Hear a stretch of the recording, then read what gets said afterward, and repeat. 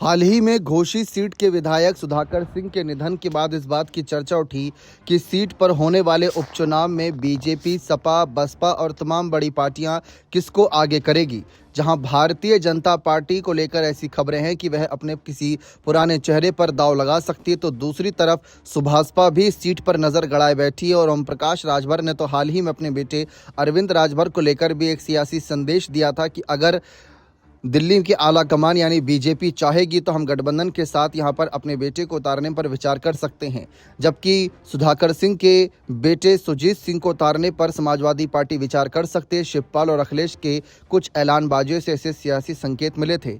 वहीं दूसरी तरफ जिस तरीके से सीट का सियासी समीकरण नजर आता है, जातिगत तौर पर अगर देखा जाए तो बीएसपी की भूमिका भी काफ़ी अहम रहेगी। देखा जाए तो ऐसे में यहाँ पर बसपा चुनाव लड़ेगी नहीं लड़ेगी, इस पर सबकी नजरें हैं, क्योंकि बीएसपी ज़्यादातर उपचुनाव में शिरकत नहीं करती और उसके कुछ ही समय बाद देखा जाए तो फिर चुनाव भी होने हैं 2027 के। ऐसी रणनीति के तहत बसपा क्या अपना कैंडिडेट उतारेगी, इस पर पूर्व सांसद अतुल कुमार राय को लेकर नजरें बनी हुई हैं।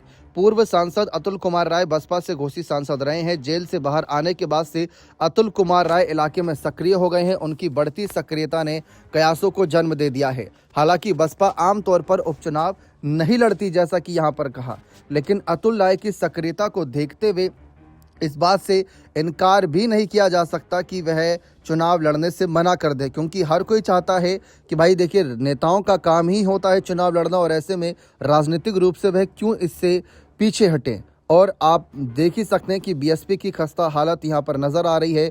एक ही विधायक है राज्य में और हो सकता है कि ये 2027 के चुनाव से पहले एक अच्छे कॉन्फिडेंस के साथ उतरें। हाल ही में अतुल राय ने घोषी उपचुनाव पर भी बात की। उन्होंने बताया कि 20 नवंबर को घोषी के विधायक सुधाकर सिंह का मेदांता अस्पताल में बीमारी के कारण निधन हो गया था, जिसके बाद घोषी विधानसभा सीट पर उपचुनाव होना तय है।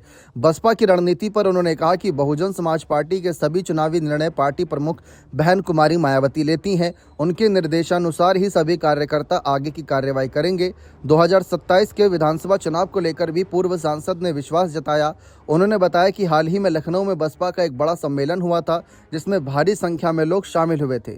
अतुल राय ने दावा किया कि जनता इस बार पूरी तरह से बीएसपी के साथ है और 2027 के चुनाव में बहुजन समाज पार्टी की पूर्ण बहुमत से सरकार बनेगी।